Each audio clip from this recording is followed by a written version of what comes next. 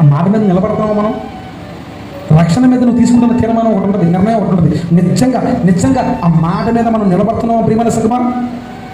గమనించండి, ఈరోజు రక్షణ తీసుకున్న వాళ్ళే సినిమా స్టోరీలు పెట్టుకుంటున్నారు, రక్షణ తీసుకున్న వాళ్ళే సినిమా పాటలు పెట్టుకుంటున్నారు, రక్షణ తీసుకున్న వాళ్ళే అంత అయితే లోకంలో ఉన్న ఆకర్షించే ప్రతి దాని మీద ఎవరిల్లు బాప్తిజం తీసుకొని 3 రోజులు ఉపవాసం ఉండి 3 రోజులు ఆత్మీయంగా నడుచుకొని తండ్రి కుమార పరిశుద్ధాత్మ నామములో బాప్తిజం పొంది పరిచర్య చేసి మీరే ఎలా ఉన్నారంట లోకంలో పడిపోయి ఉన్నారు ప్రియమైన సంగమా. ఏమైపోయింది వీరి యొక్క దైవికమైన నిర్ణయం? స్థిరంగా నిలబడ్డారా వీళ్ళు? లేదు. ఒకసారి మనం కూడా అదే రీతిగా పడిపోతున్నామేమో. ఒకసారి ఆలోచించు, మనము కూడా అదే రీతిగా పడిపోతున్నామేమో. ప్రభు చెప్తున్నాడు, ఈరోజు నువ్వు తీసుకుంటున్న ఒక దైవికమైన నిర్ణయంలో నువ్వు ఎలా ఉండాలి తెలుసా? అది తీసుకుంటే అది చచ్చే వరకు దాన్ని విడిచిపెట్టకూడదు. నువ్వు ఒక నిర్ణయం తీసుకున్నావు, ఈరోజు నేను తాగకూడదు నిర్ణయం తీసుకున్నావా? అబే తాగడం ఆపేసి.